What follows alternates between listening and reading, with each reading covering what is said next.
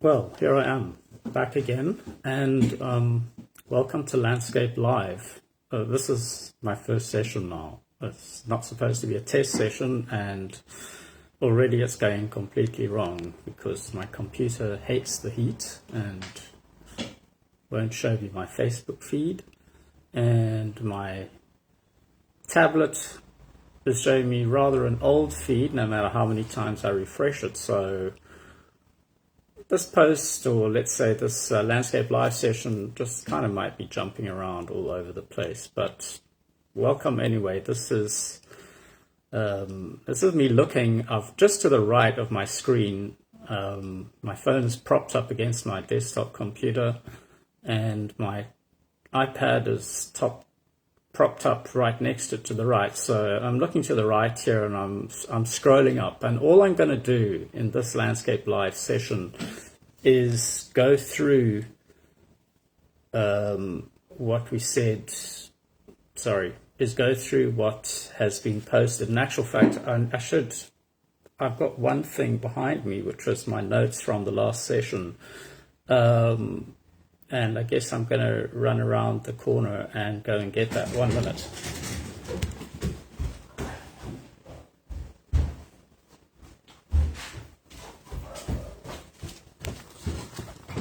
Oops. Blunders. Yes.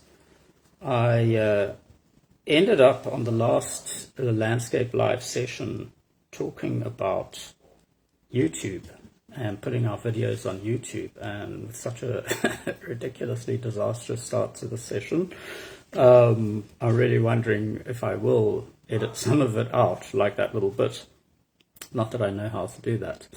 But I ended up saying that I would put these Landscape Live sessions onto YouTube, and I did do that. It wasn't too difficult. It's not automatic, but one can do it. All you have to do is, once you are finished your Landscape Live session, I mean your Facebook Live session, you go and download it. You get an option to save it for 30 days or indefinitely. I put indefinitely there because that's the archivist in me. And in fact, I did listen to the old session, the first session, test session, a few times, and it was quite interesting. Some of the things that we spoke about that I didn't really even intend speaking about. So I hope you found that interesting. And in terms of the YouTube channel, thank you very much. Thumbs up. I've got 3 people who have liked our YouTube channel, and 12 views of my video, which probably about 3 were me. So it's baby steps, and I'm hoping that as time progresses, we're going to make great strides over a period. But that was the Landscape Live channel, which is now on YouTube, and I've got other videos that I have already put some of them up onto the Facebook feed, which are also going to go up there. And I've also got some quite exciting plans for the for 2022. In fact, I've got a huge number of plans for 2022 for Landscape Heritage, and hopefully we will actually achieve some of those plans by the end of the year. But let's have a look at the Facebook feed. I do so many posts, frankly, I don't even remember them all. I sit down in the morning and I do Facebook. And I share, and if I have tea time, I do Facebook and I share. And that's, somebody complained to me. He said he's terribly sorry, but he's having to leave the group because I put too many posts on. So I'm sorry about that. Some people think that I put too many posts up. As for me, I don't think I could put nearly enough posts up, just because the field of landscape heritage is enormous. The landscape is enormous, and there's so much going on in it, and I could spend all day having a look at it and seeing what's going on. And then as a planner, one like, thank you very much. I can't see who it is, but thank you very much. And this, by the way, is an unscheduled session, because I did a schedule last week, and I tentatively put down I'm going to do a weekly live session on Friday, but by the time I'd finished preparing my schedule, I was too tired to talk on Landscape Live. And something else has been happening here while I distract myself is that it's been extremely hot. In Cape Town, we've been having a heat wave, and that's quite innovating. So I can see I'm going to jump already. I've just diverted myself several times, so I'm sure you might be having a laugh. I'm going to jump to some coastal shots here from coastal posts from the Cape Peninsula where I live. And I wish that I could see all of the posts, all of the places, all of the landscapes that I post about. I don't know if I want to meet all of the people, but I mean, if it's a landscape, if it's got a nice landscape, I would like to presume it's got nice people in it too. So I'm just going to ignore that post on the dumping. 50 million rand spent on cleaning up illegal dumping in Cape Town. What a shock. I wanted to browse down here quickly on one of my devices that actually is working. Quite horrendous. What did you think of those photographs of a place called Sunset? I presume surfers know what that means. I tried looking it up on Google Maps, but it didn't really come up. Google did not know what Sunset was. It told me it was a shutdown, what you say, some kind of place to stay at. They said that was permanently closed. But this place doesn't look permanently closed, and anyone who's crazy enough to get on a wave like those ones that were photographed by Ken Findley, well, I don't know. I'm more the pedestrian kind of person.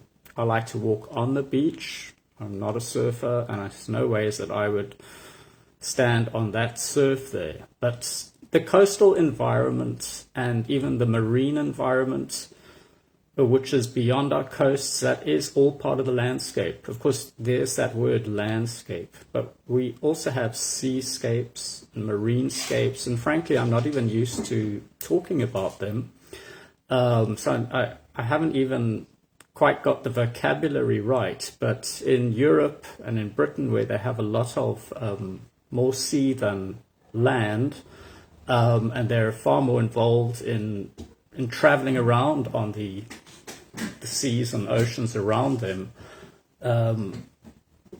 they have got a lot of coastal planning and marine planning, and this is why I have jumped to the subject as well, that we need to be looking at our marine and seascapes, because they're not just environments that we think of from an environmental planning perspective. And I think most of us do, even me. I mean, how many of us have ever gone deep sea diving and, you know, swum around in far off the beach? Most of us have not done that.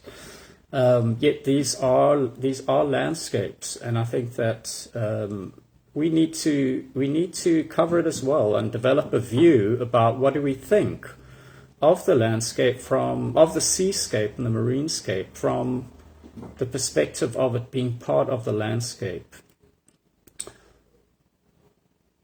I took this film, I'm just browsing down to it, Fish Hoek Beach yesterday afternoon. It was Sunday afternoon. We went to the beach on Saturday morning before it got too hot.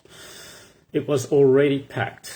The car park's already full at 8:30 in the morning, which was quite exceptional. But I think, just coming back to how this group started in lockdown, and already it seems like ancient history, but a lot of our civic freedoms were curtailed. And I'm not against that at all. I'm going to be very clear. I am totally 100% for vaccination. I cannot understand anti-vaxxer sentiment. People must take their medicine and just get on with it. People today are all about their personal rights and nothing about social responsibility. So they want to have their cake and eat it. But that's certainly not my view.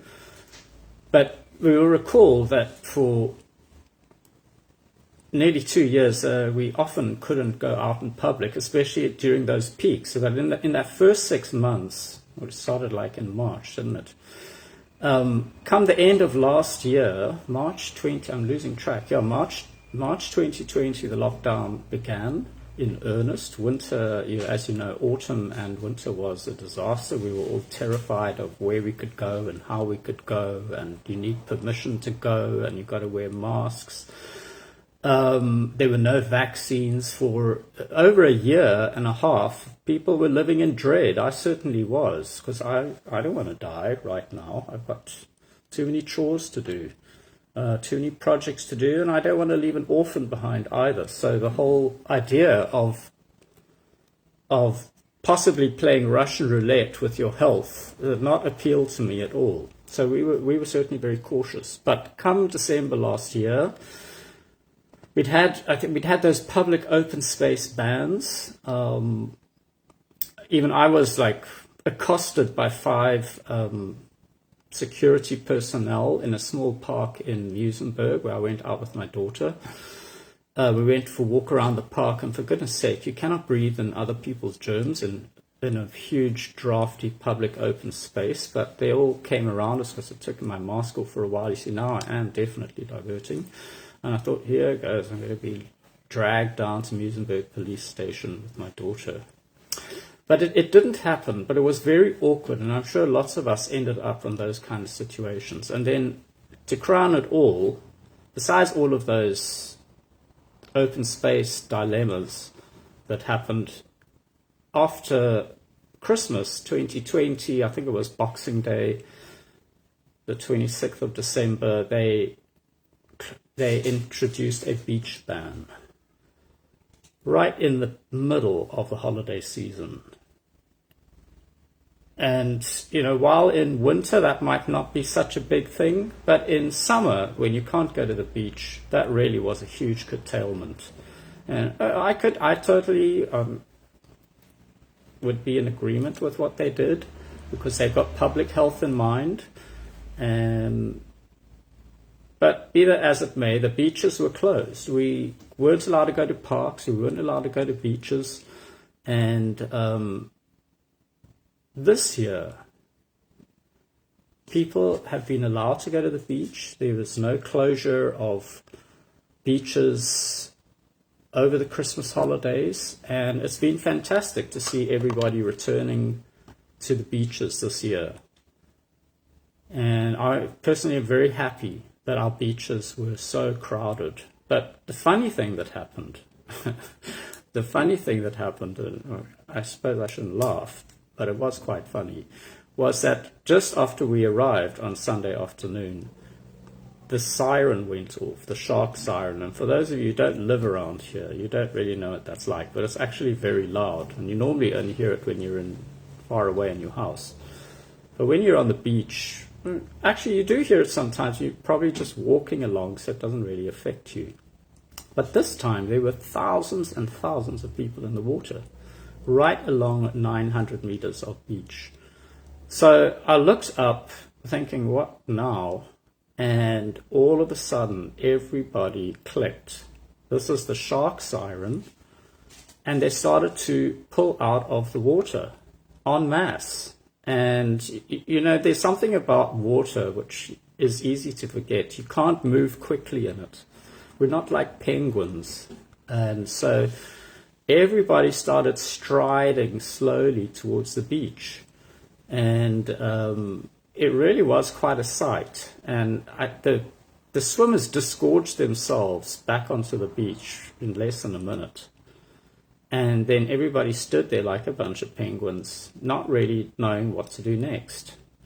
I'd actually had a video of it, which was quite a good video, but because my daughter and my wife ran into the camera, I'm not going to show it. But I think that if you look out for some videos of the action of thousands of people coming out of the water because of the shark siren, then you're going to see something that's worth looking at. I don't think it was a great white. I think it was a bronze a bronze whaler, I think they call it, which is a very big shark, but I don't think they really bite people necessarily. But I suppose they might take a little snap or two if there are 10,000 people in the water. Probably find that quite annoying. Anyway, enough about that. And I didn't actually check out what time I started. I think it was about 2 o'clock, so I've gone on for 15 minutes. I'm just looking at the posts again today. I cover a huge range of posts. I like this one here. I'm not going to say too much about it because it's up in Joburg, and I'm not 100% sure where the Linksfield Ridges are, or the Linksfield Ridge is. Says this heritage hike. This is from Johannesburg Heritage Foundation. Says that they are or have been developing a hiking trail along the Linksfield Ridge through the Harvey Nature Reserve. And this apparently has spectacular views across Kensington and Orange Grove. So that's on the Sunday at 2 p.m. There's a lot that you can see there. I must say, those slopes look beautiful, and I think that if you're living in Johannesburg, it's inclined to be a very kind of a hard city, especially the inner city. It's not as scenic as Cape Town is what I'm trying to hint at. You've got the suburbs, you've got the city centre, and not the most magnificent scenery around the area. Well, the flat top mountains are the old gold dumps, and they certainly are quite a sight in themselves. But I think to get into nature is definitely something that is worth doing, and I didn't do it too often in the years that I lived in Johannesburg. There's a post I do too many posts, I can't possibly get to it. We used to like going to Zoo Lake when I lived in Johannesburg. And I did do a post on that recently because that is a historic landscape. There are a lot of historic landscapes to do with our urban areas, and the Johannesburg Zoo is one of them. I'm just looking here at something that Zimbabweans will appreciate. Troutbeck. Troutbeck, for those of you who don't know, is one of the hotels in Zimbabwe. It's in the Eastern Highlands, in the Nyanga area, and it's located on a lake, Troutbeck Lake. I can't repeat the history offhand, but it's very beautiful there. It's set amongst pine plantations, because like South Africa, like the forestry industry here, and probably a daughter version of it is the forestry industry of Zimbabwe. And we have also got large areas which are planted out with pines and also wattles, those awful black wattles. And unfortunately, they were very useful in their day for, I think originally they were used for tanning. But they escape, unfortunately, and they've riddled huge areas of the country. As they tend to, and that's a big problem. But here's the founder, who was Major Herbert McIlwain, with his wife in 1962, which I have to say is just before I was born. So now you know how old I am. Almost. This is actually 60 years ago. I see the sun. 2022, 1962. That's 60 years. It's a very, very beautiful place, and I'm sure many South Africans have actually been up there. Here's a post on the Amabaka, or the Baka people. For those of you who have not paid too much attention to indigenous languages, African languages, they're constructed completely differently to European languages, and they use a lot of prefixes, whereas in European languages we use a lot of suffixes. So verb conjugations are done at the end of the verb, whereas in African languages, the so-called Bantu languages or Bantu languages, you will find the root or the stem, I remember now what's the root or stem, the root of the word, the meaning of it changes according to the prefix in front of it. So ama is the prefix for people, as far as I know. Isi, and its variations, isi, chi, si, just means the language of the Baka.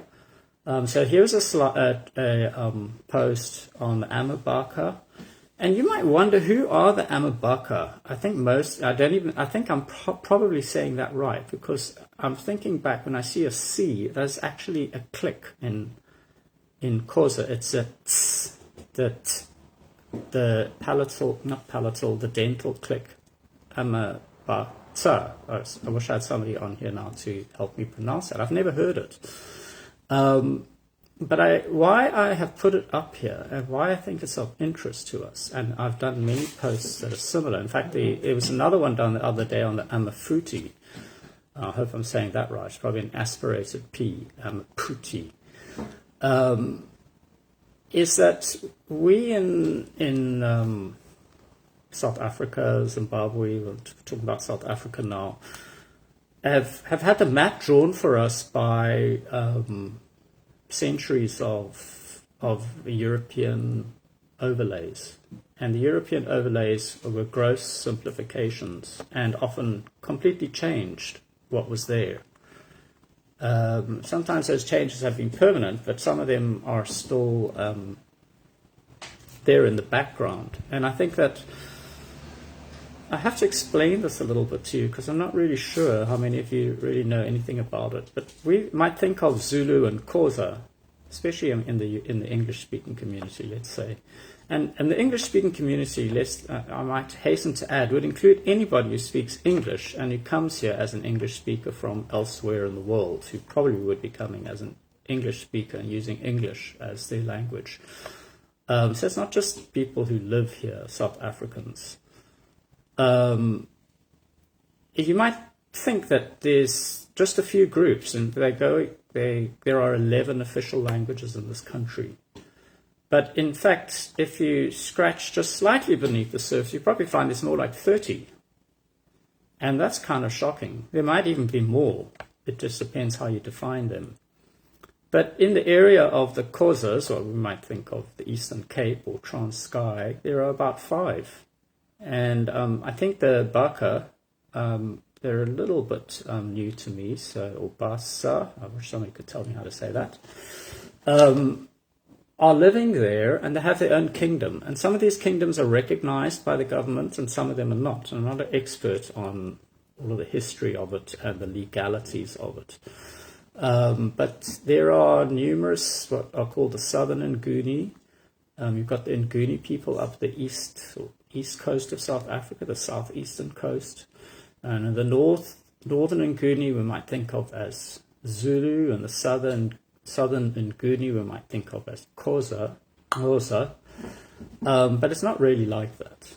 And South Africans do not think of themselves like that. And you would be completely at a loss as an English speaker or other foreign language speaker to the subtleties, I suppose they are, or the true facts. They're not really subtleties. They're the true facts behind who lives in South Africa.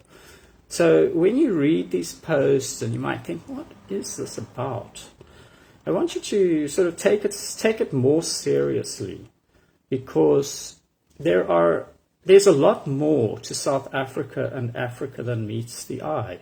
The way we look at our society, the way we look at the African continent, the way we look at South Africa or Zimbabwe has been strongly shaped by a colonial perspective. And I know that's a lot for people like myself to take on board, because that is the way we were brought up and that's the way we were educated. And so we have to re-educate ourselves about this. But it's also not easy to do it, because dominant views, which I've spoken about, dominant views do prevail. And a lot gets said about the victors. I can't quite think what the expression is, but people are always quoting it on Facebook, I might say, that he who is the victor in history writes the histories. And they normally say this to criticize the colonial histories. This is very much a popular theme. But in actual fact, dominating political views are still pretty much the order of what you perceive and see around you in terms of the national media.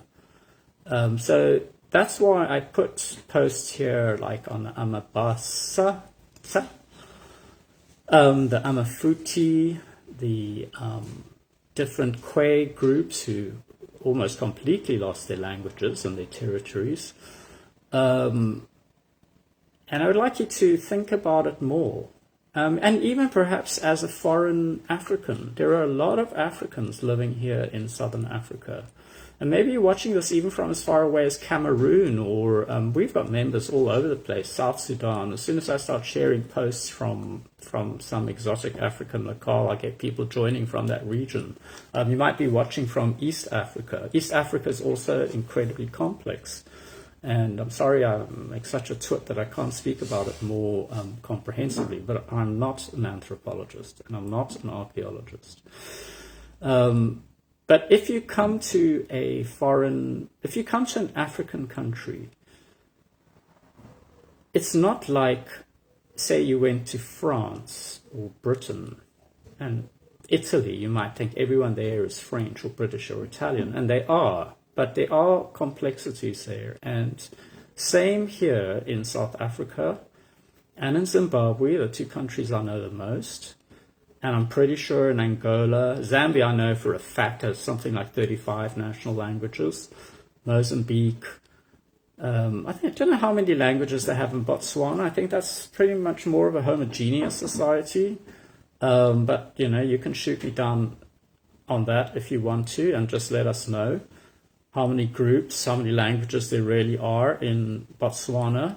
But just get to grips and try to understand that the people in Africa and people in the colonial footprints, the sort of modern nation states that we know today, are not as just like one type, like they are South African, they are Zimbabwean.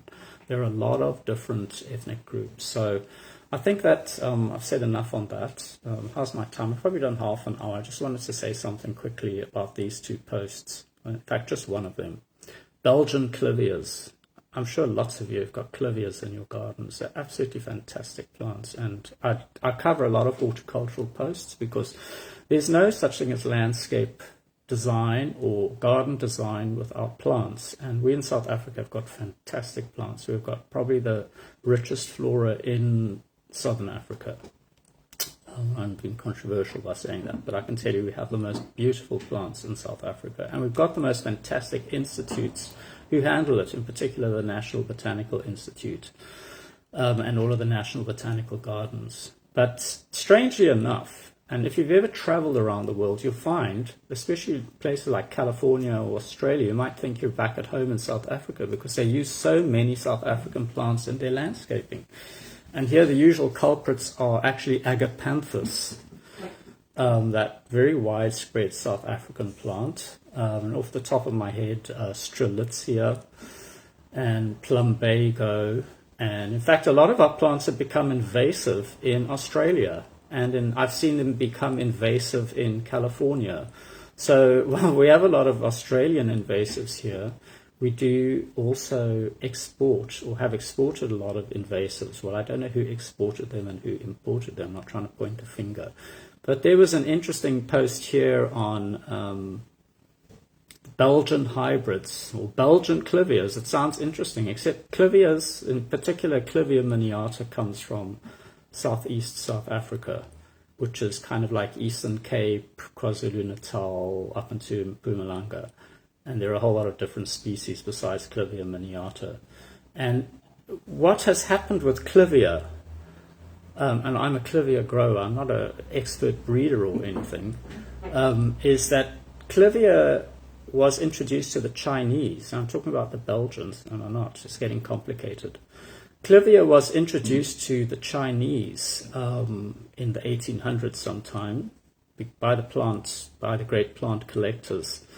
And the Chinese took it to heart as it's their most popular indoor plant because Clivias are fantastic when it comes to low light conditions, and they're incredibly tough. It's very easy. It's not let me rephrase that.